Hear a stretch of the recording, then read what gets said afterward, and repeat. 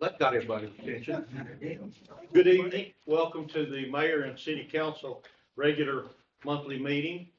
And we are glad all of you are here. And if you had a chance, I'll ask Lisa in a minute to tell you a little bit about the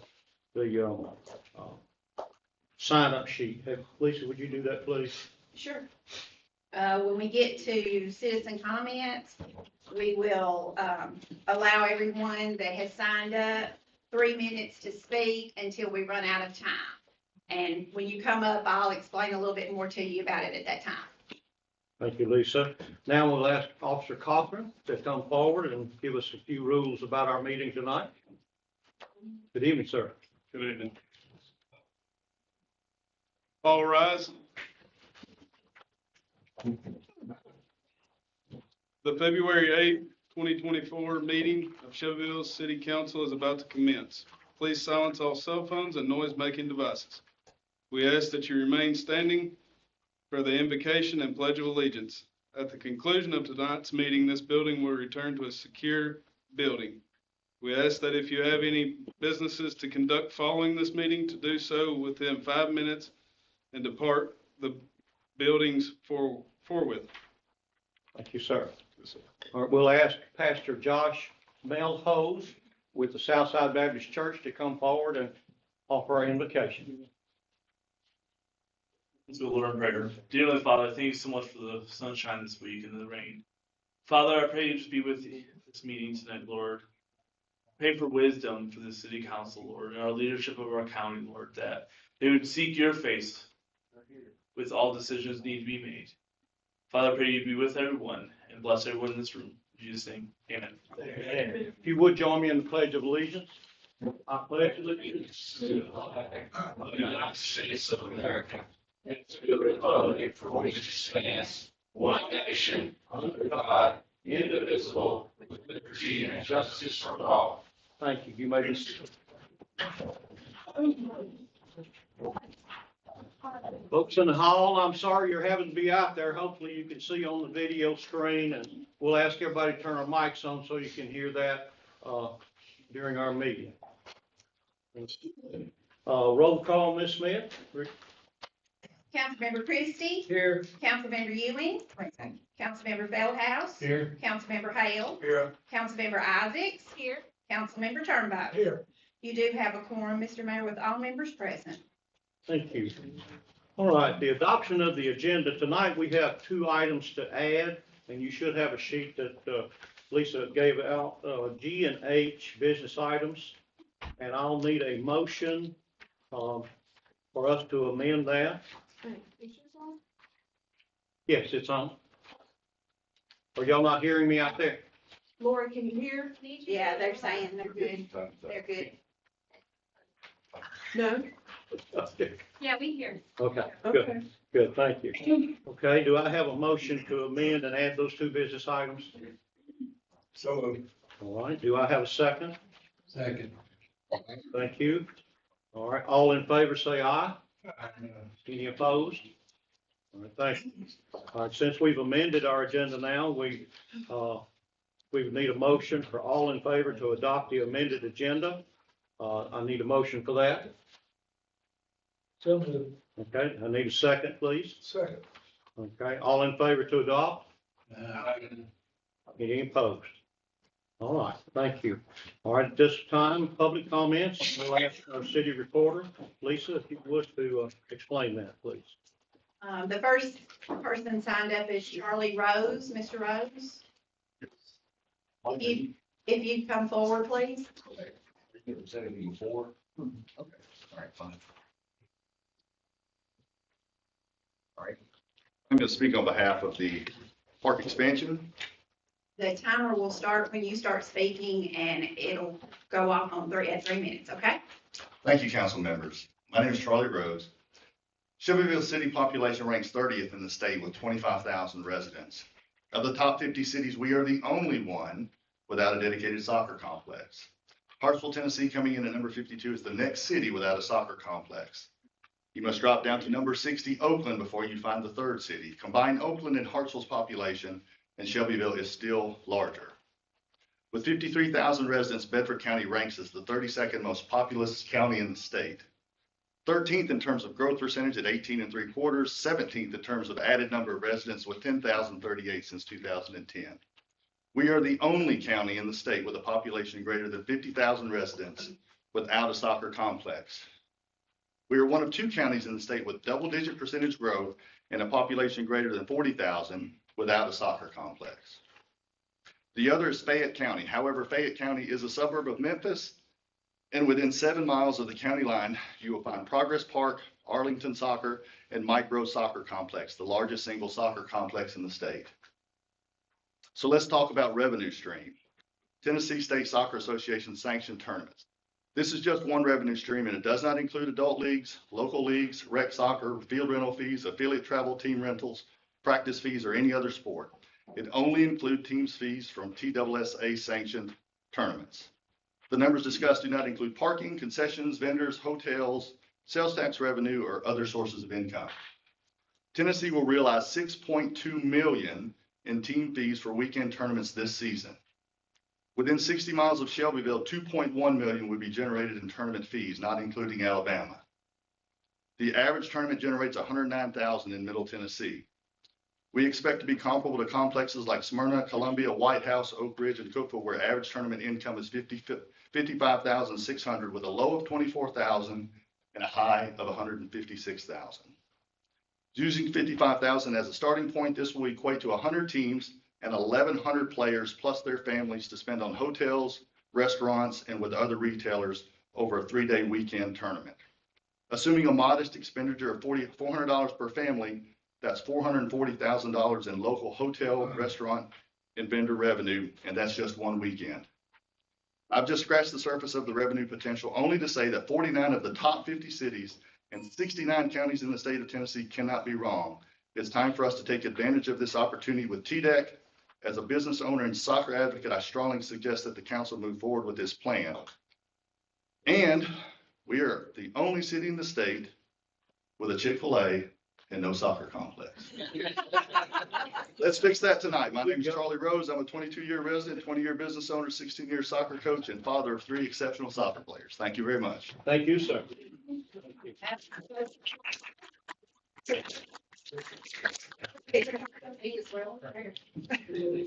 Okay, well, first of all, I have to ask, is there anyone who has an opposing view to Mr. Rose that signed up to speak? Okay, not hearing anybody, then we'll go to the next one, and that's Chris Fritz, maybe? Okay, if you'll come up. Good evening. Again, you'll have 3 minutes. The timer will start when you start speaking. I'm here to speak about the same thing that Mr. Rose spoke about, so it's proposal or resolution 13B, the TDEC grant. Greetings, council members. I'm Chris Fritz. I'm the Dean of Students and head boys soccer coach at Shelbyville Central High School, as well as a coach for Shelbyville FC Boys. I've been doing this for 15 years in our community, and I'd like to share some thoughts about the proposal for the TDEC grant tonight. In my years of coaching rec, travel, and high school soccer, I've seen a transformation in our community and the lives of the boys and the girls that I have coached over the past 15 years. Our community is no longer the community where people choose to leave, but rather a community where people choose to live. Our demographics have shifted, and soccer is one of the oldest sports on earth, and it has blossomed. This sport, like many others, brings together people of all economic levels, ethnicities, and cultures. It can be a universal language itself amongst the people who love it. I know this because I have played in the dark at the river bottom with a group of Somalians, Guatemalans, and Mosquitoes, none of whom I could speak to, but all that I could understand. By the way, we owe the park for 4 sticks that we used as goals. More than anything, this sport changed the outlooks of people. My team at the high school has shifted to match the demographics of our community, and it has become more diverse. This has never mattered to me because hardworking kids of every color become hardworking adults that contribute to our community. Sports provide avenues for change and building blocks for success. Josue Lozano at TCAP for HVAC, Leo Hernandez at TCAP for Information Systems, Cesar Herrera at TCAP for Cybersecurity, Gammy Vasquez at TCAP for Construction Management, Edgar Solis at Tennessee Tech, Yair Cervantes at King College, Jamie Groves MTSU, Ryan Takuba MTSU, Jonathan Medell MTSU. The list goes on and on. How many of these kids have the same path without the adversities and lessons learned from soccer? But what will these successful students have to come back home to? Will they want to raise their families in a place where the sport that defined them has no lighted fields? Do we want to send our best and brightest off with no return on our investment? I used to be cynical about this issue, but I choose to be optimistic with the possibilities in front of the council tonight. You have a chance to provide kids in this community with a new place to play. Before I go, I want to share my greatest coaching story. I had a boy who I've already mentioned, who I kicked off my team twice. As a freshman, I kicked him off. As a sophomore, I kicked him off. Bad grades, bad behavior, no attendance. His junior year, he came to me and begged to be on the team. I sat in an office with Dee McCullough, also a resident of Shelbyville, and I gave him one more chance. We never won a championship together, but we grew together, and he taught me more about the purpose of sports than any championship I've won. He's a person I look up to, a kid who appeared to have reached the end of the road, ended up being someone who found a new road. He was one of the first to graduate high school in his family, and he attended TCAP where he completed the HVAC program, and he eventually fixed my own AC unit. How many more kids can we reach if we approve this park proposal? Thank you. Thank you, sir.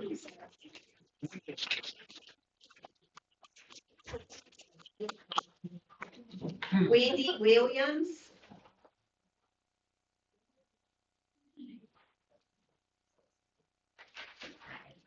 Good evening.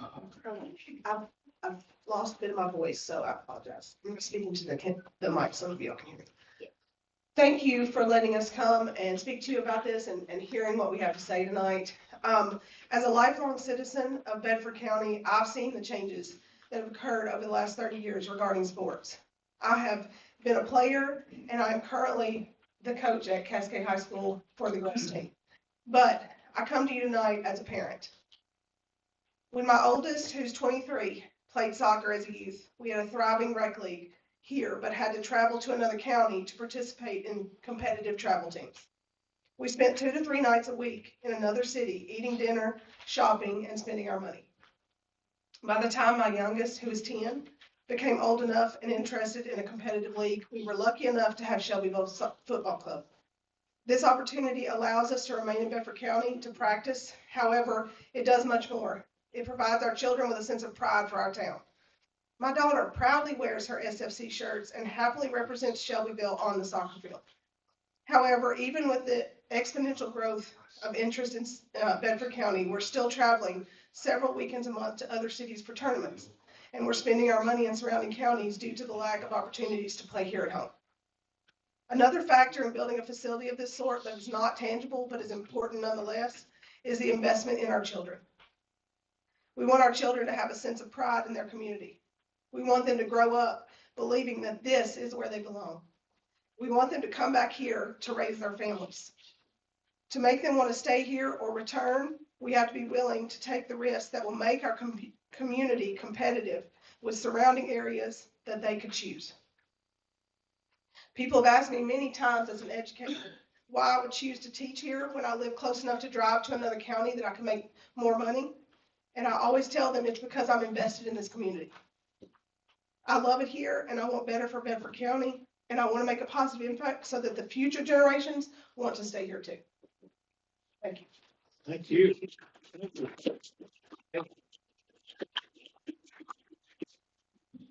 Kevin Moore.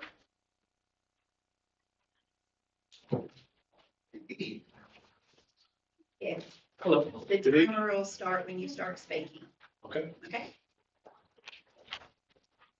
Good evening, elected council members. First and foremost, thank you for servicing our community and for the opportunity to speak with you all tonight. I am joining my fellow colleagues in asking for funding for field space necessary to continue to grow our youth sports communities at the Shelbyville Recreation Center. My name is Kevin Moore, and I act as the director and founder, along with my wife, Sarah Soto, of Shelbyville Football Club. I also act as a director of Shelbyville Indoor Soccer Youth Leagues, Bedford County Youth Soccer League, and the Webb School Soccer Program. I believe the amount of experience accumulated in the past 6 years puts me in a position to acknowledge and speak on the need Bedford County has for an athletic, well-lit, multi-purpose facility to continue to foster the increasingly rising interest in soccer for our community. Our responsibility and dedication toward the game fosters soccer opportunities for approximately 1,500 players, in which we currently oversee. Our organization has fostered player development, coaching and referee education, collegiate opportunities, community involvement, and sponsorships from small local businesses. Unfortunately, the organization we have is currently experiencing capacity issues. SFC is home to roughly 250 players. Our Bedford County Rec Soccer League, hosted at the Webb School, consists of 200 to 150 players. Our Youth Indoor League holds a 250 player capacity limit, with 50 other soccer loving kids being put on wait list. Our summer camps are hitting consistent numbers, upwards of 100 to 150 kids, and keep growing. Our events have officially hit the maximum threshold our current facilities can maintain. In other words, we have outgrown our means. Those facilities are based out of the Webb School Athletic Campus in the Shelbyville Central High School soccer field. In order for us to maximize our growth and continue our progress, an athletic complex is crucial for us to maintain our already very well established reputation in the world of Tennessee soccer. Being an assistant admissions director at the Webb School also allows me to have a unique perspective on incoming out-of-state families with age-appropriate children, families in which I interact with on a daily basis. It's no secret that a community economic boom is imminent. Our programs and organization are ready for it. Our community is ready for it. Having an extremely profound relationship with the youth in Bedford County, I'm more than confident that a collective effort will put the city in the green financially and foster more kids bettering their lives through athletics. Help us give more of an opportunity to better themselves, for kids to better themselves through the crucial life lessons recreational and competitive sports provide. You have qualified people at the helm ready to make a larger impact than what we have already accomplished in a short amount of time. Thank you for your time. Thank you.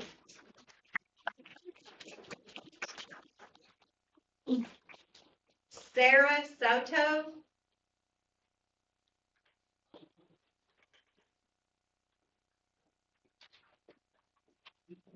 Good evening. Hello. Go ahead and start. Hello, my name is Sarah Soto. As mentioned, my husband and I founded and operate Shelbyville Football Club. And my family owns and operates Shelbyville Indoor Soccer. I am born and raised here in Shelbyville. I've been in and around the business of soccer since 2010 here, when my family had to close their construction company after the housing market crash. What money they had left to invest, my parents are dreamers, they decided to take a chance. All hands were on deck. We laid out turf in this old empty building, and we fixed up bathrooms, set up a makeshift concession stand, and crossed our fingers.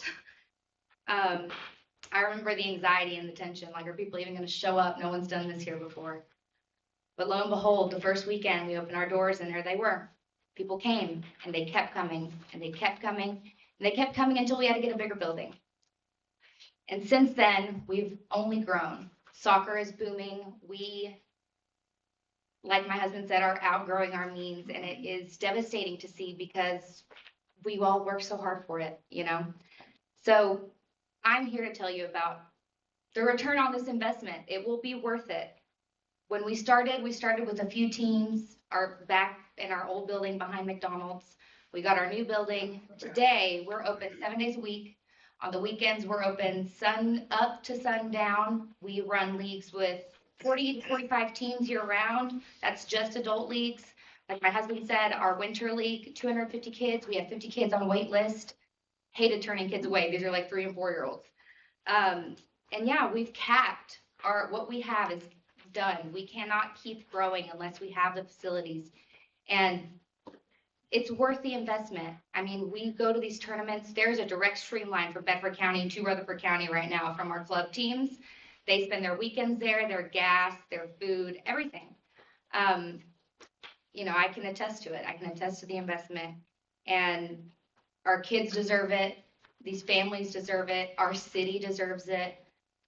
We're in a great position for it. And yeah, we deserve it. Let's do it. Thank you. Thank you. Thank you.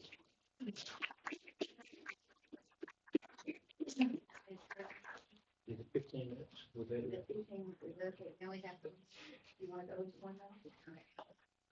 We only have one more speaker, so we're gonna go ahead and allow them to speak. Mark Betzelberger. Okay. I hope I didn't butcher your. Betzelberger. Betzel. Betzelberger. All right. All right. Betzelberger, my wife and I moved here 21 years ago, and we love Shelbyville. But my little brother, he's a college professor at UCLA in California, and he's got 3 kids, a wife, and they had to get out of California, and they looked at Shelbyville, and we were real hopeful that they were moving here, but we don't have a soccer complex, so they're in Nolensville. They're closer in California, but we'd love to have one. Elected members of the city council, thank you for allowing me to speak.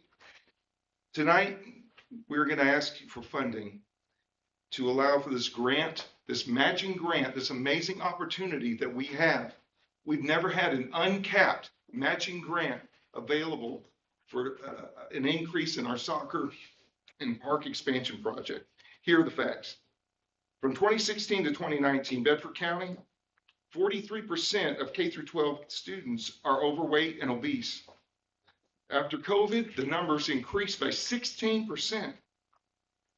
This leads to chronic diseases, heart disease, high blood pressure. We need kids in sports.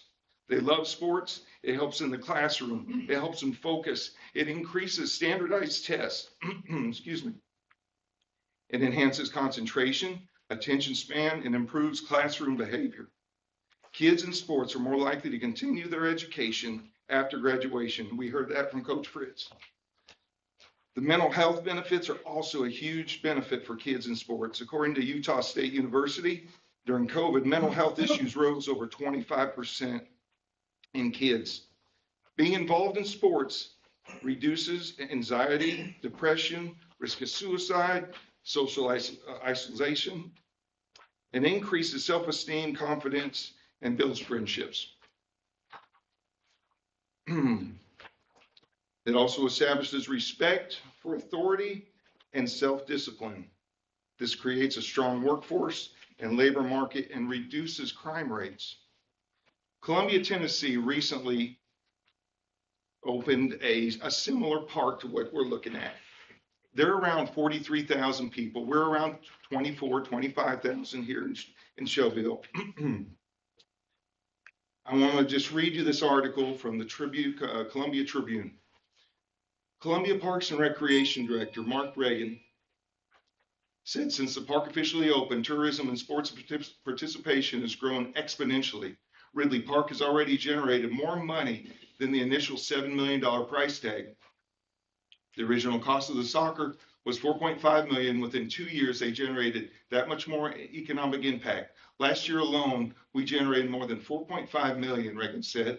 When the other side was fully open next spring, we're planning to hit $8 to $10 million. Thank you so much for your time. Thank you, sir. Thank you, sir. Thank you. That's not one.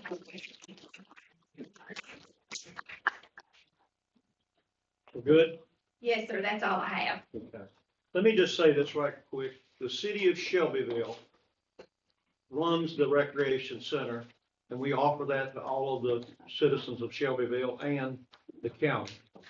We have just, Mike, you here somewhere, we have just got, 60 acres, and we've paid for getting some buildings torn down and concrete broken up and all those kind of things. The city of Shelbyville pays for all of that. So we are looking forward to trying to do that. And Mike Alsop is our recreation director and does a great job. So I just want to let everybody know that we are looking toward that. All right. The next item is our city manager report, and our city manager, Scott Collins, is sitting to my left. Thank you, Mayor. A few things to report on. Number one, there's going to be a special cause workshop next Thursday, a week from today, 12 o'clock noon at the Recreation Center. The purpose for this workshop is a joint meeting that's going to entail, of course, the mayor and city council, the Shelbyville Planning Commission, and also representatives and board members from the Shelbyville Power, Water, and Sewer System. We're going to discuss the growth that's coming and how it's going to impact various departments and how to address the issues. The second item is we may need to have another special called meeting. This will be determined after the airport authority meeting next Thursday. two weeks from Thursday. There's a grant opportunity that the state and federal aviation has notified our airport director on, and the Airport Authority Board will be addressing it, the opportunity for an air traffic controller. And if the authority recommends it to the council, we will ask for a special call meeting on Monday, February 26th. The next issue, we heard during the study session about the Riverview District and the concept plan. There's still some additional work that needs to be done before we present further information to the city council. We're coordinating with the engineers, the architect, and others, so we can bring you a true estimate and vision of what that project could entail. And Mayor, City Council, the last thing I would like to ask our Parks and Recreation Director, Mike Alsop, to please address the board and this wonderful crowd. Wow, there's a lot of people. Mr. Mayor, I'm sorry, I didn't mean to interrupt, thought you were done. Mr. Mayor, if I could, before Mike starts, I want to let everybody know, we have installed new speakers out in the lobby, and we currently have 46 people in the lobby. So in order to be able for them to hear you, please make sure that you pull your microphones to you and speak directly into them. When you turn your head, they're losing the feed, like see. So make sure you speak directly into them, and when you're at the podium, speak directly into the mic. Okay, thank you. Okay. All right, well, I am pleased to bring this item to you, the LPRF grant. Last year with the strategic plan being adopted, two of the priorities that were given to the Parks and Recreation Department is for this year to seek out funding options for the 60-acre expansion, and specifically mentioned the LPRF grant. The other priority that was given to us was the construction of the softball complex, what we consider phase one of the addition of the expansion project. So I'm pleased to bring this to you because it meets two of the priorities that were set last year in the strategic plan in a timely manner. We never know when, or I never know anymore, when TDEC is going to announce these grants and have another grant round. They used to be methodical and you knew when they were coming up. This one was just sort of sprung on us. The LPRF, if you look at the summary that I submitted, it's on page 86 of the information that's given to this meeting. There's three grants, the LPRF, the Local Parks and Recreation Fund grant, which is the one we would apply for if you approve this tonight. There's also the LWCF grant, which is the older grant that's been around for many years, and then the Recreation Trails grant. All of those are 50-50 grants. So with the approval of a grant and a project, then the city would be responsible for at least half of the cost to build this. The state would provide what they provide in the grant. It's up to 50%. They have announced that the LPRF does not have a cap on what you can ask. What I'm not sure about is what they would actually agree to. So if somebody had an enormous project and they were asking for $50 million, I don't know that 25 million would be available for them. I'm just not sure how much money they have and how they would do that. So we would make the request and then we would find out how much they could provide for that. So anyway, just wanted to be clear on that it would be up to 50% of it. Hopefully it would be the total amount that we asked for. Right now, I have until February 22nd to fill out the paperwork for the intent to apply for a grant. Basically, that's about half of the paperwork and work involved in applying for the grant. With that, they learned that I'll submit the deeds to the property proving that we own it. They'll get a description of the project that we have in mind. They'll look at that and make sure that it's within the means of the grant, and certainly building a soccer complex is within within those means and the amenities that we're talking about.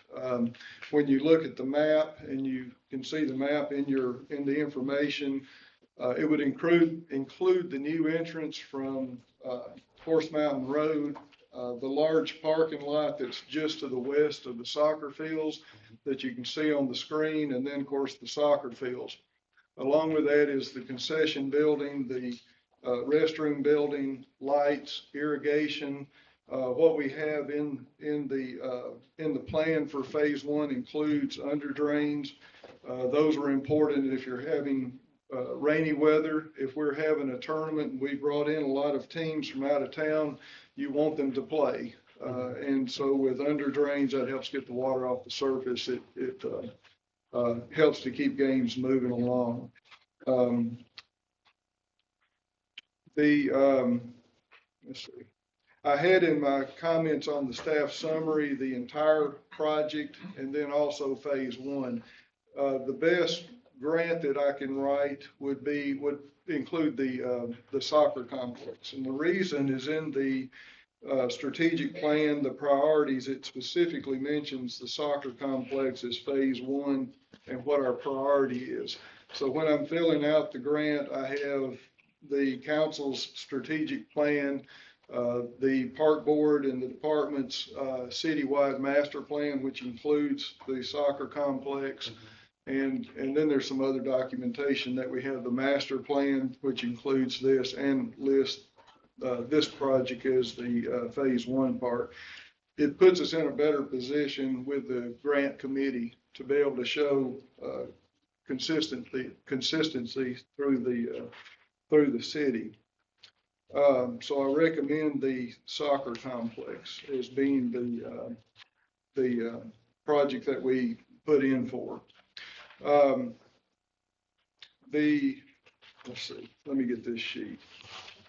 In 2019, 2016, the master plan was approved. In 2019, we got funding to go back to the engineers, hire architects.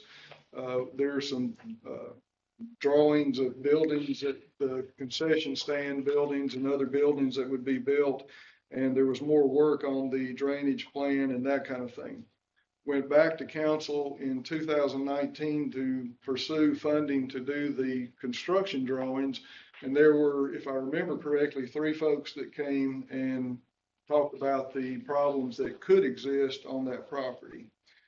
That's also in the staff summary that I gave you, but just want to mention that one citizen came and she had some family members that both got the same kind of cancer. They had worked in the sawmill, the cedar mill. My guess, and this is just a guess, the cedar itself wouldn't cause that. The cedar oil wouldn't cause it, but there is a chemical they use to get the oil out of the cedar planks. Probably back then they didn't use protective equipment, so that if that is the source of that, that's probably where that came from. You could hear that with this being out in the public. The other one, there were 2 guys, and I believe they both spoke about the vinyl recycling group. At one time, EPA and TDEC, their report says there were 300 to 400 barrels of a substance that were on there illegally, were not supposed to be there.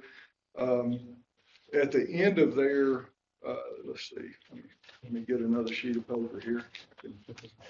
Give you better information on that. When they finished removing barrels, and the EPA was in charge of that, they, the last barrels were removed. They said they had the analytical results of the soil were below action levels, therefore no excavation was conducted. Their report also says that no significant issues were raised at this time. Final remediation documentation was received by OSC around October 1st of 2004, detailing the cleanup site. They did not find anything that caused them to need to look further for contamination in the soil. One of the things that we'll have to do with TDEC is have Griggs Maloney on site, especially when we're taken the topsoil off to look to see if there is any evidence that there were a chemical spill, or there's also been rumored that they had buried a lot of barrels on site. That's unlikely, I think, because TDEC and EPA were checking on that site, and they would have noticed a large area being uncovered and covered back over, fresh dirt and that kind of thing. So I don't think that'll be a problem, but we would have to have them on site as well. The 2019 was the last time the engineers did an estimate on the construction of this. I deducted the $250,000 that were on the demolition and also the maintenance facility, which was over $1 million. That brought the number down to $8,690,704. I believe because construction has gone up significantly, and we would need to add engineering to that number, I believe we should put on our form, our submission, $14 million, which would obligate the city to $7 million, and we would be asking for $7 million. Also with this and going to the engineers with park development, you would have the opportunity to go to foundations, private corporations, and other interested groups in the city and ask for significant donations toward the construction of the site. Possibly naming rights would even be a possibility with that. So some of that we could recoup some of our share of the cost of construction of that. There are many benefits to a facility like this, from sports tourism and the increase in tax dollars and the economic benefits. I'm aware of several places that have built this type facility, and the growth in the city, the economic impact, new motels, restaurants. South Haven, Mississippi, their city manager even told us how many new banks were built after they built their baseball complex. So it has a greater impact than even just it has an impact on the health of our youth and our adults, which is very important. And then it also will help with the economy here as well. At a time when you don't want to raise taxes, how do you raise more revenues? With a facility like this, I believe that you can raise your revenues without raising your taxes. And I know it's a lot of money, but I believe that we can make this work and it'll benefit the city greatly. Do y'all have any questions for me? Mayor, if I could, Mike, I just want to make sure, this is just asking for permission Yes. to apply. This Yes. does not obligate the city to do anything. Right. So we need to make certain in the resolution, section 3's got to come out of the resolution. It doesn't obligate the city. Okay. Want to make certain your Yes, application, that's right. because I've not seen No. the application documents itself. Yeah. Okay. This is the intent to apply. Like I say, it covers about half of the grant, maybe not quite half of the work that we'll do to apply. But it lets them know that what we're asking for is within the means that they would fund. I guess that way it keeps you from doing the whole thing and then saying, sorry, but your project doesn't add up for us. So usually that takes about a month for them or so to get back to us. We would fill out the rest of the paperwork, get that turned in by a date that they set. Usually it's 4 to 5 months before they get back to the applicants and tell them who was awarded grants. I haven't been able to take it to the park board yet because it's happened so quick, this grant round is, but we'll be having a park board meeting and they'll be able to make a recommendation also if you all approve for us to fill out the first paperwork. Mike, I just want to make certain I understand correctly. As a part of your application, you're saying that the city is able and willing to fund the other 50%. Right, that we would be obligated to that. And then of course, this is a grant where we would pay up front and then I would be putting in for reimbursements. Well, when you say obligated, I just want to make certain. Mhm. It looks like to me that this is something that would come back to council. If they're granted anything Mhm. in this amount. And at that point, council will decide whether or not they want to use that money or go forward with the project. Right. I'm just trying to make certain that what they vote on tonight does not obligate them under any circumstance. Right. Okay. Yes. Even once we've put in the paperwork, I can still put in that we've changed our mind, and there's Just to make paperwork certain. that I do for that as well. Done that before. That's the way usually they work, but you use the word obligation, that's what to be certain. I have a question, all right. For Yes. clarification, the 14 million will include the soccer fields, the, extra ball fields that you're, This would just be the soccer complex and the parking, getting the utilities on site. The soccer complex would be lighted, irrigated, concession stands? concession stand, restrooms. But That, not any additional, it would not include, that would be a phase two another, with the baseball and softball additions. One of the good things about the softball addition is that it will not affect programming whatsoever because it's on the land totally separate. Once we start on the baseball and softball part of it, then it will disrupt. It'll make it difficult to get to the baseball and softball fields because the construction will be all around that. Thank you. good presentation, Mike. Anybody else have any questions for Mr. Arthur? Okay, all right. That concludes your report, city manager. Okay, any questions for our city manager before we move on? Okay, all right. The next item is consent agenda. Can you hear me out there? Good. All right, all items in this portion of the agenda are considered to be routine and non-controversial by the council and may be approved by one motion. However, a council member may request that an item be removed for separate consideration. A, approval of city council minutes of the following. Study session of January the 2nd, 2024. Regular meeting of January the 11th, 2024. B, accept all monthly reports for the month of January. C, accept treasurer's report for the month of December. D, approval of accounts payable for the month of January. E, award the pasture lease north of the runway at the Shelbyville Municipal Airport to the high bidder Samuel M. Davis, Bell Buckle, Tennessee, for $3,200 annually for a term of 4 years as recommended by the bid committee. F, award the pasture and land lease south and east of the runway at the Shelbyville Municipal Airport to the only bidder, Samuel M. Davis, Bell Buckle, Tennessee, for $5,000 annually for a term of 4 years, as recommended by the bid committee. We're using that spare land out there for pasture for the farmers. G, award the request for proposals for an HVAC, that's heating, ventilation, and air conditioning unit replacement at the Senior Citizens Center to Jones Heating and Cooling, Shelbyville, Tennessee, in the amount of $20,964 to include ductwork cleaning as recommended by the bid committee.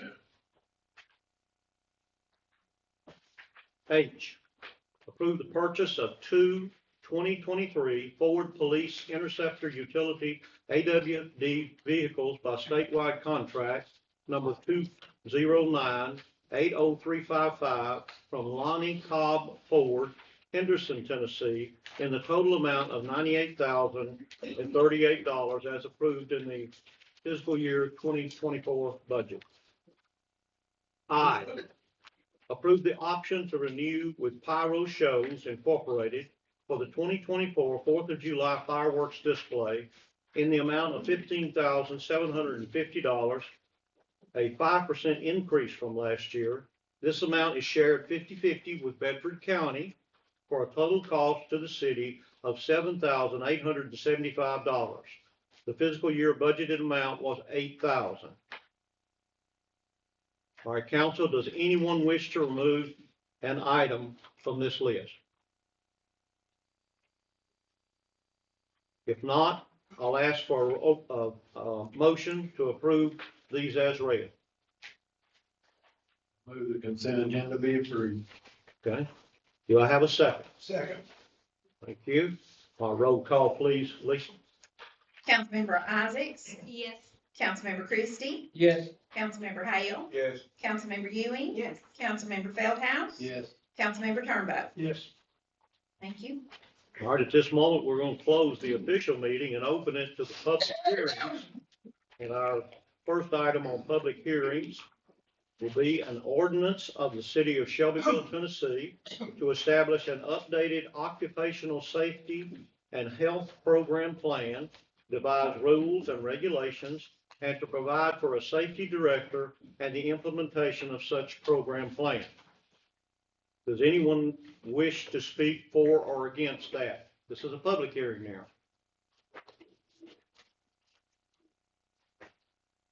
Okay, if not, we'll move forward, right, Lisa? Yes, sir.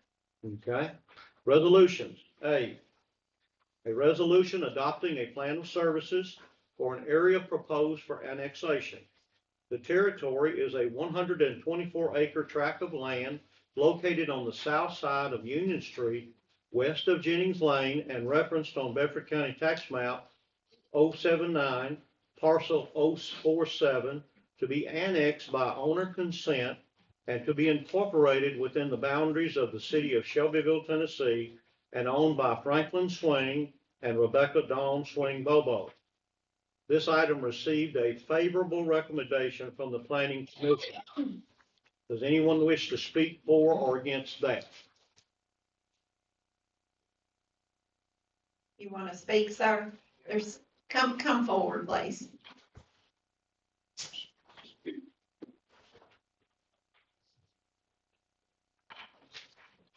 Good evening. Good evening. Morty Woodruff. I live in West Meadows. If you annex that property into the city, how are you gonna, and the plan is to build some houses and apartments back there. How are you gonna access that property down Cloverdale Road? Is that property landlocked? Or is somebody gonna spend some money to build a road out of there? You can't come down Cloverdale. That's all. It's a street, it's not a highway. You can't widen it, can't build sidewalks. And it's already torn to pieces from where, Wheatfield got annexed. The road's already torn from that traffic. That's all I got to say. Thank you, Mr. Wood. I don't think it's a good idea. Thank you. Anyone else? Yes, ma'am. Come forward, please. I do have a question. Don't you think it would be a good idea to, before we go further with that we make sure we do the traffic study? I mean, that's kind of putting the cart before the horse.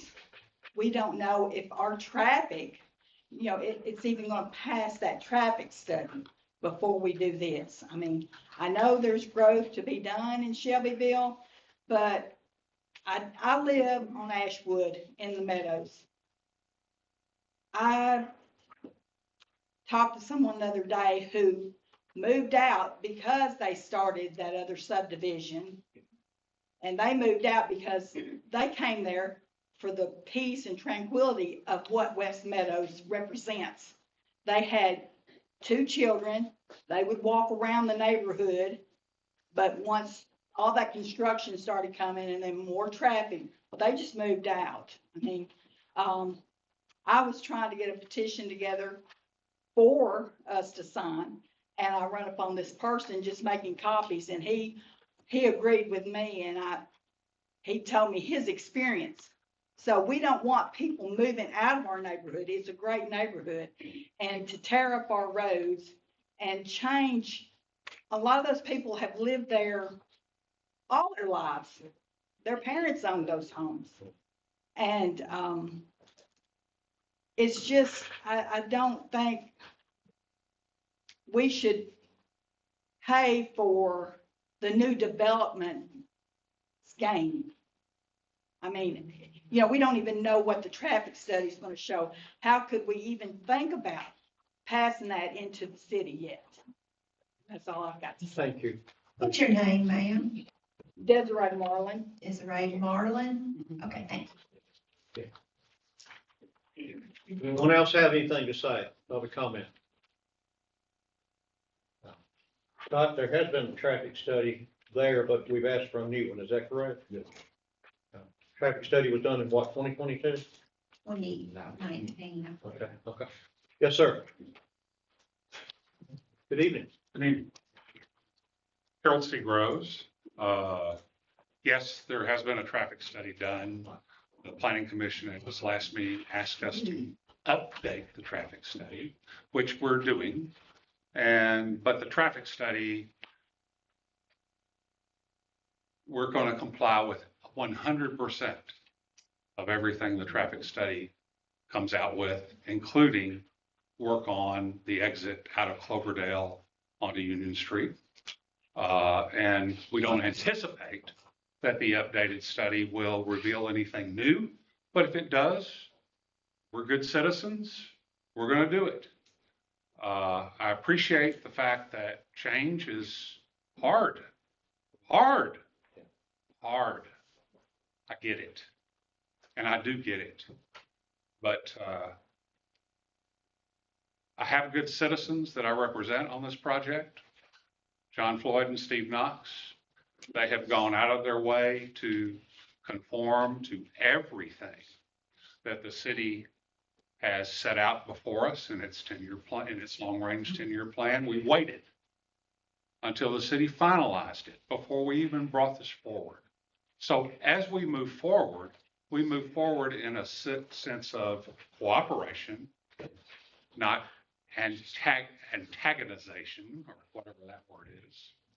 And we look forward to working with the city to make a project that we can all be proud of as we continue to grow. And yes, deal with the stresses of growing, but do not forget, and this is where I sit down, that it's wonderful to have a farm next to you.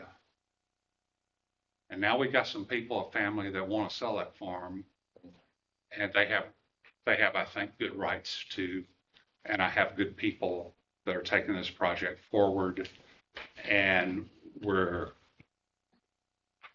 doing everything we can to be good citizens, including reserving 1 acre for a new fire station that we plan on giving to the city. And we'll be able to show that when we bring our next thing forward. But to not annex this would be,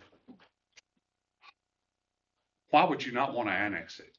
Annex it. It's coming in as R1. You get to do whatever you want to do after that. We can discuss it. But we're here not to say, here's what we want. We're here to have the discussion. And I hope you know that. Thank you. Thank you, sir. Anyone else? Okay, we'll move to, Do you want, go sir, ahead. would you like to speak? I'd like to ask one question. Come forward, please. What's your name, sir? My name's Terry Bright. I live right next to the property you're talking about. Have you considered about the extension of Highway 437 into 41A? I mean, that Union Avenue is very busy already. There are accidents right in front of Brad's Deli quite frequently. Putting more traffic on that street without widening that street or preparing for it, you're just asking for trouble. Thank you, sir. Anyone else?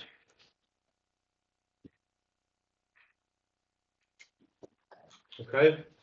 B, resolution to annex a portion of certain territory upon written consent to the owners and to incorporate the same within the boundaries of the city of Shelbyville, Tennessee. This property is a 124-acre tract of land located on the south side of Union Street, west of Jennings Lane, and referenced as Bedford County Tax Map 079, parcel 047, and owned by Franklin Swing and Rebecca Dawn Swing Bobo. This item received a favorable recommendation from the Planning Commission. Remember, we have to offer a plan of services before we can annex the property into the city. That's why we've got two different ones there. Anyone need to wish to speak for or against that portion of the resolution? Okay. We Mr. have- Mayor, I have a question. Okay. Question. This current, street study or traffic study, when is the anticipated date for that to be completed? Bob, do you remember when they said in the planning commission? 2, 3 months. Harold, do you remember? 2 or 3 months. We hope to be ready to bring it back in March. Okay, what did you have? Mark, I said 2 or 3 months, so that's When I about, say we hope, yeah, that's what they told us. okay. that's for the PUD. No. That's for the PUD portion, but you're not here tonight on that. No, we're only here to annex. Annexation. This was approved by the full planning commission. I mean, when they approved, I'm not gonna say that. Anyway, The traffic study was done as a request for their PUD application, which is completely and totally separate from their annexation application. that'll go back for the planning commission. But as it comes in, R1. R1, so was there not results from a traffic study? Okay. Questions? Scott, you need to? No, I just on the motion. Okay. When you make comments, please speak into your mic for our friends out. Okay. Okay. They, and I said on the planning commission, they approved the annexation, the planning commission did. And the traffic study is for, like Ginger said, it will be if they come back wanting to do it public. But as far as what they proposed so far, every T's been crossed, every I's been dotted. Planning commission approved. All right, any other thoughts or questions? Mr. Mayor, Yes. This is not a discussion. just to add for informant, just for your information, on the plan of services, I realize we're talking about two different issues, but part of the getting the sewer access was improving the Shelbyville Power Water Sewer. You were on that board, Mr. Christie. So they put us off about 3 or 4 months till they figured out a new rule, which I appreciate. I get why you did it. You should have done it. But as a result of that, we're paying $1.4 million up front to dig up all the sewer around Fairlane and replace it so that the sewer is improved. It's 50-year-old lines, they leak, and the leakage it's causing problems now, and it'll cause more problems if we put more pressure on it. So we're taking the pressure off of it, and this is not something that's new. It's new to Shelbyville. It's not new in Tennessee. Other communities are doing it, and so my clients will be writing that check day one. Thank you. All right, at this time, I'm gonna close the public hearing and reopen the stated meeting. This is for the city council. First thing I want to ask is a consideration of a motion to allow city attorney, this is Ms. Shelton, sitting next to me, Ginger, and she is our city attorney, to read the captions only on the ordinances and resolutions. Do I have a motion for that consideration? Motion. Do I have a second? Second. All in favor, say aye. Any opposed? All right, that gives me a break. Go, Ginger. Item A is an ordinance of the city of Shelbyville, Tennessee, to establish an updated occupational safety and health program plan, devise rules and regulations, and to provide for a safety director and the implementation of such a program plan. Okay, do I have a motion on that ordinance? So Do I have a second? Second. Okay, any discussion? Okay, no discussion, we'll take a roll call vote. Councilmember Feldhouse, yes. Councilmember Ewing, Yes. Councilmember Hale, Yes. Councilmember Christie, Yes. Councilmember Isaacs. Yes. Councilmember Turnbow. Yes. Have 6 yeses. Okay, Ginger, resolution, second final reading. Yes, second final reading on Resolution A, which adopts a plan of services for an area proposed for annexation. The territory is 124 plus or minus acres tract of land located on the south side of Union Street, west of Jennings Lane, and referenced on Bedford County Tax Map 79, parcel 47, to be annexed by owner consent and to be incorporated within the boundaries of the city of Shelbyville, Tennessee, and owned by Franklin Swing and Rebecca Dawn Swing Bobo. This item. You want to hear that? Hmm? This item. Recommendation. Need to read that last sentence, this item received a favor. Oh, that's not a part of the resolution, that's not a part of it, but I will add that it did receive a favorable recommendation from the planning commission. Of course, you've already passed this on first reading. Okay.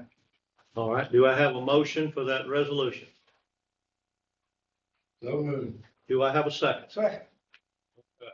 Any discussions on that? Council members? Okay. Roll call vote, please, Lisa. Councilmember Christie, Yes. Councilmember Hale, Yes. Councilmember Ewing, Yes. Councilmember Feldhouse, Yes. Councilmember Turnbow, Yes. Councilmember Isaacs. Yes. The motion passes with 6 yeses. Thank you. B, Item B is a companion resolution to what you just passed. It is the resolution to annex a portion of certain territory upon written consent of the owners and to incorporate the same within the boundaries of the city of Shelbyville, Tennessee. This property is 124 plus or minus acre tract of land located on the south side of Union Street, west of Jennings Lane, and referenced as Bedford County Tax Map 79, parcel 47, and owned by Franklin Swing and Rebecca Dawn Swing Bobo. Once again, this did receive a favorable recommendation, and you've already passed it on first reading. okay. Do I have a motion on that resolution? Motion. Do I have a second? Second. Okay. Any discussion on that? All right, let's take a roll call vote. Councilmember Hale, Yes. Councilmember Ewing, Yes. Councilmember Feldhouse, Yes. Councilmember Turnbow, Yes. Councilmember Isaacs, Yes. Councilmember Christie. Yes. Motion passed with 6 yeses. Thank you. New business, ordinances, first reading. Okay. A, Ordinance A is an ordinance of the Shelbyville City Council to amend Article 2.2 related to definition section in Article 6.4S regarding supplemental regulations for certain uses in the city of Shelbyville zoning ordinance and repealing any ordinance or part of an ordinance in conflict herewith. okay. And do I have a motion on that? So moved. Do I have a second? Second. Okay. Any discussion on that? All right, we'll take a roll call vote. Councilmember Turnbow, Yes. Councilmember Isaacs, Yes. Councilmember Christie, Yes. Councilmember Hale, Yes. Councilmember Ewing, Yes. Councilmember Feldhouse. Yes. Motion passes 6 yeses. Thank you. B, B, an ordinance of the Shelbyville City Council to amend Article 5.4.1 related to low-density residential districts in the city of Shelbyville zoning ordinance and repealing any ordinance or part of an ordinance in conflict herewith. And as you will see on your agenda, this item did receive a favorable recommendation from the Shelbyville Planning Commission. okay, do I have a motion on that ordinance? Motion approved. Do I have a second? Second. Okay, any discussion on that? Roll call vote, please, Lisa. Councilmember Feldhouse, Yes. Councilmember Ewing, Yes. Councilmember Hale, Yes. Councilmember Christie, Yes. Councilmember Isaacs, Yes. Councilmember Turnbow. Yes. Motion passes 6 yeses. Okay, thank you. C, please. Item C is an ordinance to amend the adopted budget ordinance as amended to the city of Shelbyville, Tennessee, various funds for the fiscal year 2023, 2024, the period ending June 30th, 2024. I have a motion to approve that ordinance. So moved. Okay. Do I have a second? Second. Okay. Any discussion on that? All right, roll call, please, Lisa. Councilmember Ewing, Yes. Councilmember Hale, Yes. Councilmember Christie, Yes. Councilmember Isaacs, Yes. Councilmember Turnbow, Yes. Councilmember Feldhouse. Yes. Motion passes 6 yeses. Okay, thank you. Resolutions requiring one reading. A, please, Ginger. A resolution of the mayor and city council of the city of Shelbyville, Tennessee, amending the Violent Crime Intervention Funds, which is the VCIF, formula grant awarded to the city of Shelbyville Police Department. Do I have a motion to approve that? change? Motion. All right, do we have a second? Second. Okay. Any discussion on that? I'm not sure exactly what this means. That was this, in the studies, go ahead, Scott. Go ahead. This was, as discussed in study session, is going to get a K-9. Yes, thank you. Super dog. Super dog. That's gonna be my new. Okay. All right, any other questions about that? If not, let's take a roll call vote. Councilmember Christie, Yes. Councilmember Isaacs. Yes. Councilmember Turnbow. Yes. Councilmember Feldhouse. Yes. Councilmember Ewing. Yes. Councilmember Hale. Yes. Each section, please, Ginger. Yes, sir. Your second resolution is a resolution of the mayor and city council of Shelbyville, Tennessee, authorizing a grant application to the Division of Recreation Educational Services of the Tennessee Department of Environment and Conservation for the local parks and recreation fund grants. That's what y'all talked about a lot. That's exactly what we've talked about tonight. Is there a motion to approve that? So moved. Is there a second? Second. Okay. Any discussion on that at all? Mayor, if I could, Please. y'all see section 1 and section 3 both have blanks there, so you would need to indicate what they are. My recommendation is you take 3 out. Section 3 needs to be taken out because that's committing funds for, well, it doesn't say what year, but I would just take it out. You just don't need it right now. I'm sorry, Do we Ginger. need to do an amendment on that? Section 3, I would match, the matching contribution of blank will be allocated within the blank annual budget. I don't know if y'all, I don't think you're anywhere near on that issue. So, But what happens if there's $14 million ask? And I think Mr. also mentioned the fact that it could be up to the ask. What if there's maybe 10 million that's granted? And would that project continue? I understood that there would be maybe citizens in the community that would donate and that type of thing, but will that particular project still be on the burner? that'd be up for council to make that decision. Go ahead, Scott. This, the action you all are taking tonight is notice of intent to apply. And my director, please correct me if I'm wrong. Once the Recreation Educational Services with TDEC confirms that we meet the grant criteria, they will invite the city to do a full application, and that's when a funding resolution will come back before the city council. And while we're on that, I'll add, anytime we can get 50% of the project funded by the state of Tennessee, this thing's been sitting on the back burner for years at $25 million is really what we need. And this is a unique opportunity with TDEC because they've got a lot of the COVID, ARP money, whatever you call it, left over from the stimulus that the feds sent down to the state. This is a unique opportunity for us to get half the project because we were looking at bonding it for the whole 100% of the cost. So it doesn't bother me if we get $15 million and we have to fund $7.5 million of it. If we leave the section 3 in there that says the matching contribution of whatever the amount is will be allocated within future annual budgets. Doesn't bother me to say that, just I'm not gonna commit to which budget. But, and how we go about that gives us time to do it. So I think we're crazy if we don't turn down 50 cents on the dollar to get the bill. But you do need to put the amount in here. In number 1, you don't even have the amount in your resolution. What we need, according to his thing here is $15 million. You said 14 in your comments, Mike, I think, but your written thing said 15 million. I think we'll be okay with 14. And then while we're doing the intent, I'll be in touch with the engineers and we'll shore up a better number. Good question. But council needs to designate, it's a blank right now, I'll so. amend my motion, or, I'll amend if I can. You can, Make my motion, if the second will agree, that we include the number of $14 million in section 1 and a matching contribution of $7 million will be added, in section 3, will be allocated within future budgets. And does the second agree on that? that would be Mr. Hale. Okay, Yes. Ms. Hale? Okay. Yes. All right. Can I say something? Go, yes, sir.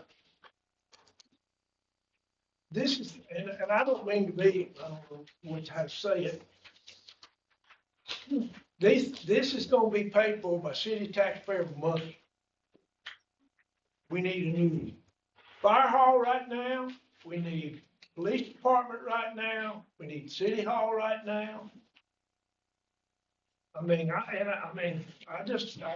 if you can find it, that's fine, but I mean, that's a whole lot of money and we've got a lot of stuff. You want a new fire hall? Don't you have to learn that? Don't you have to learn that? Don't the police department to come when you call? Does anybody ever think about asking the Bedford County government? This thing's wide open. Anybody walks in that park out there right now, it don't matter where they're from. Don't get turned away. Us spend $7 million. Can the county not contribute? I've sat back and watched this for years and years and years. But I'm sitting on the council now, you're probably gonna hate me when you walk out that door, but we can't support city of Shovel and Bedford County both. It don't happen. So, take that into consideration. I'll even amend my motion further to be asking the Bedford County There we go. to share in our matching contribution and by a substantial number, not just. Right, exactly right. Y'all need to go to one of the county commission meetings to tell them your If the story. second will agree to that. Not all second. Mr. Hale, you agree? You agree? I agree. I thought of that earlier and I really didn't make that. I'll let her fly. I'll be the bad man. No, do the other thing. Okay, so we have a motion and a second, but we've amended that motion, motion, not emotion. Yeah, emotion. Yeah, your section 1, of course, now has dropped in the request on the application for 14 million. Section 3 will read, matching contribution of 7 million will be allocated within future budgets. You're not dedicating a particular time. And that you will request Bedford County to share substantially in any matching contribution. Is that correct? Correct. Yeah. Okay. And so, once again, I want to say, this doesn't obligate the city of Shelbyville to pay $7 million. Okay? It's gotta come back, gotta do the whole thing. Okay. Gotta pass it in the budget. Good discussion, good additions. We have any more discussion on that? If not, we need to take a roll call vote on that as it's amended. Lisa? Yes, sir. So you're voting as amended, as Ginger read. So when I call your name, if you're in agreement with that, you'll state yes. Let's see. Councilmember Turnbull. Yes. Councilmember Isaacs. Yes. Councilmember Christie. Yes. Councilmember Hale. Yes. Councilmember Ewing. Yes. Councilmember Feldhouse. Yes. Thank you. That is Thank you, Council. approved by a vote of 6 to 0.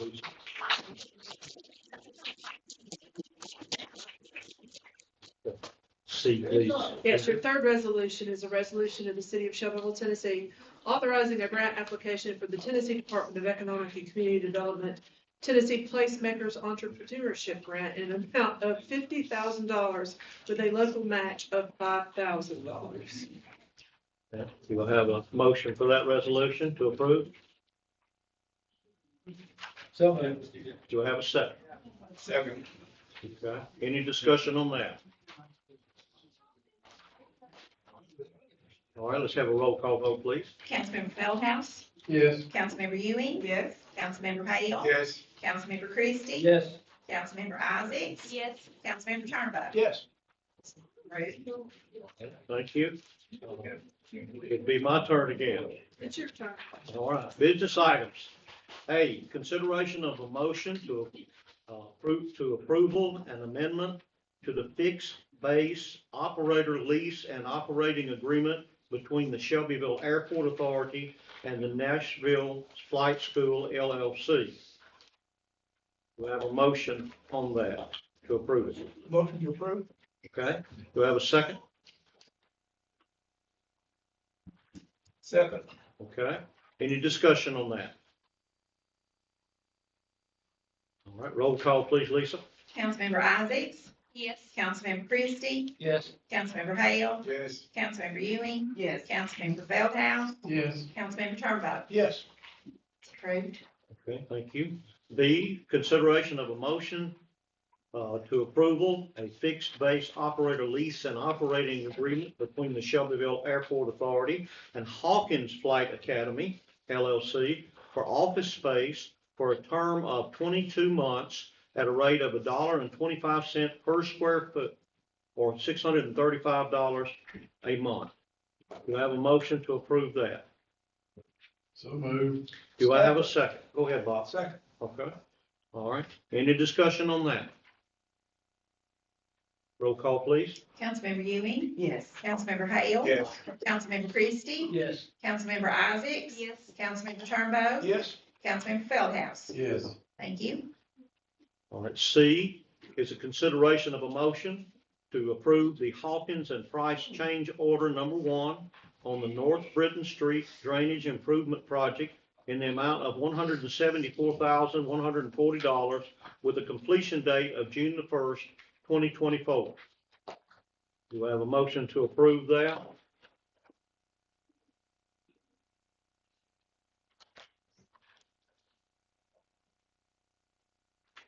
Okay, if I have no motion, then we'll. I'll hold my nose and make a motion. All right, we got a nose held and a motion, not an emotion. You're like that. Got that on tonight. Do we have a second on that? I'll second. Okay, all right, discussion? I think our concern there is just taking so much time for them to do that, and then now it's taking more money, so we're really trying to protect the money that we're spending Do on that. they foresee any more change orders and that, Scott, please. even though it's still under $1 million, is that correct? There's, And no, ma'am, they do not anticipate, and they have brought in additional crew, a subcontractor, and the work is proceeding at a much quicker pace. So now we're just hoping for approval of this motion tonight and continued good weather, and they should beat the deadline. Both the number 174,140, as well as the June 1st deadline was up to, so we're hoping to exceed in both the save money as well as, thank you. Also, this additional dollar fee, is that having to be pulled from a different pot, or where is this coming, the 174?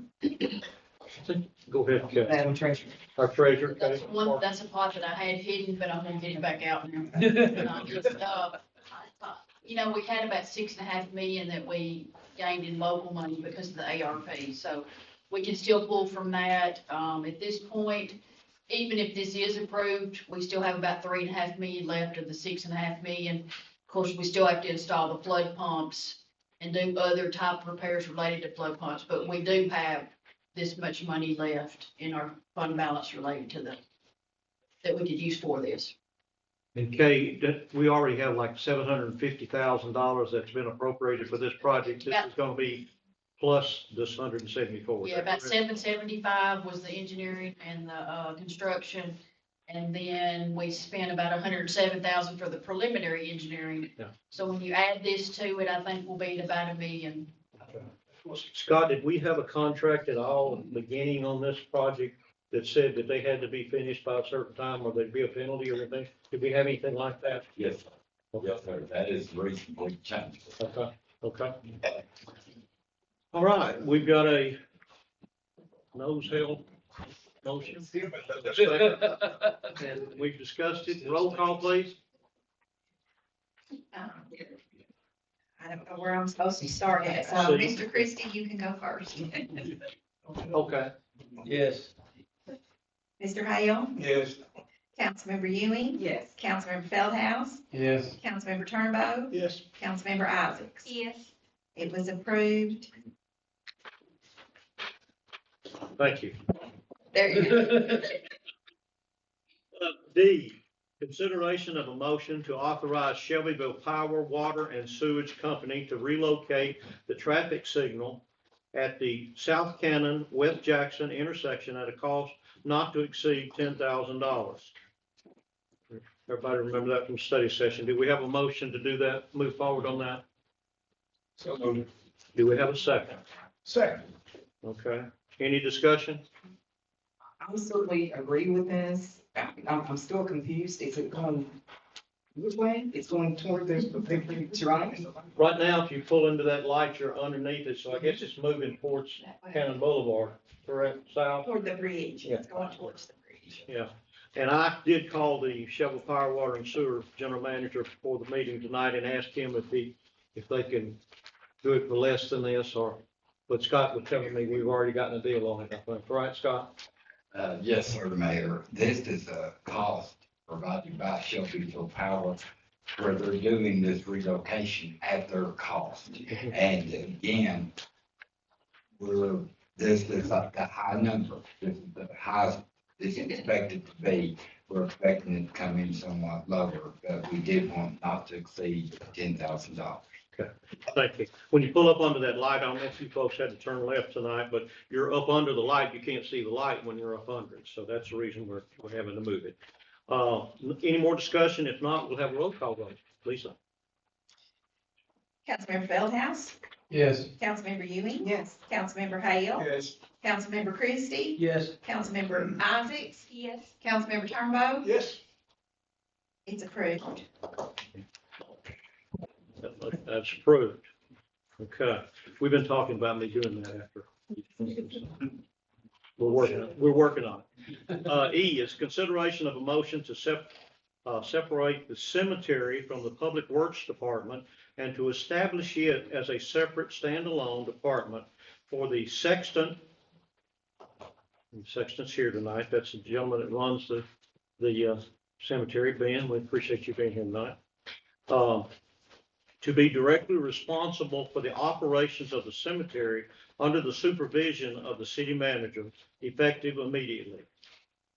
Do we have a motion? Mr. Mayor, if I could, before Yes, you ma'am. get a motion, I put effective immediately on that, and it doesn't need to say that. It needs to say effective upon the start of the first pay period following acceptance of the position. Because we have to speak to the sexton and come to terms, and he accepts it, and then the first pay period after that is when it would become effective. You said he has to accept it. He has to, yeah. Anyone?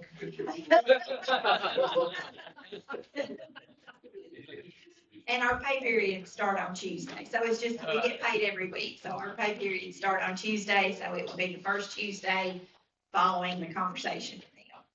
Has all of this, have all of the details been drawn out for this? We gotta get a motion. Yeah, I just wanted to change the wording. Yeah, hang on just one second. Do we have a motion on that consideration? So moved. Do we have a second? Second. Okay, now discussion. Ms. Ewing. Have all the details been drawn out from this as far as the salary? The working relationship with Public Works and such as if by chance Ben needs equipment from Public Works and such, the relationship there, I mean, certainly added as a director and needing those things there at the cemetery. Scott? Yes, ma'am. We have had meetings, including meetings with the current sexton and also Public Works Director, Human Resources, and others. And we are prepared. We have a salary scale that we're going to discuss with the sexton if approval is granted tonight. And just as with other departments, I mean, Public Works help the airport, they help Parks and Recreation, they help others. Just because the cemetery will be a standalone department does not mean that all their assistance for Public Works stops. It will not. Good question. Is the cemetery equipped with enough employees? Is anything lacking? At this point, yes, they are, but will be the new sexton again if approved and accepted. Budget time's right around the corner, so we may have some discussions in the budget procedures about the operations. And doing this right now won't affect our budget for this. Okay. Any other questions? Okay, we've got a motion and a second. Let's have a roll call on this. Councilmember Turnbow? Yes. Councilmember Isaac? Yes. Councilmember Christie? Yes. Councilmember Hale? Yes. Councilmember Ewing? Yes. Councilmember Feldhouse? Yes. Okay, thank you. 6 yeses. Passes. All right, consideration of a motion to authorize the city of Shelbyville legal counsel to take necessary action against Bedford County to seek a declaratory judgment that the 1974 local option sales tax contract is terminated effective July the 1st, 2024. Do I have a motion to authorize that? Motion. Do I have a second? Second. Okay. Any discussion on that?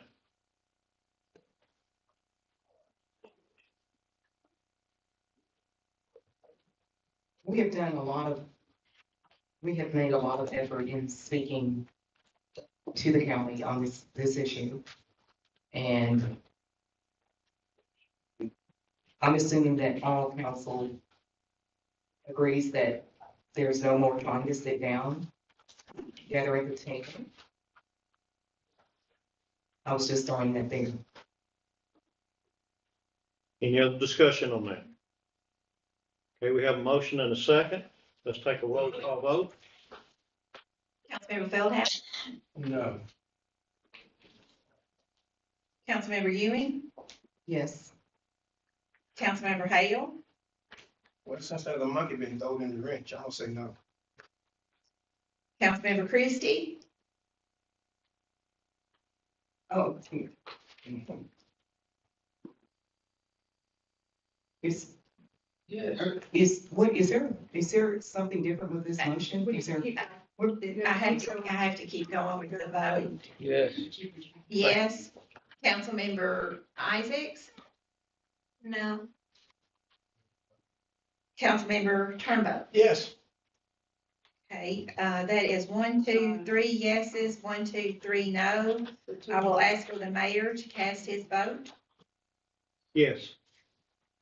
Motion passes with 4 yeses, 3 nos.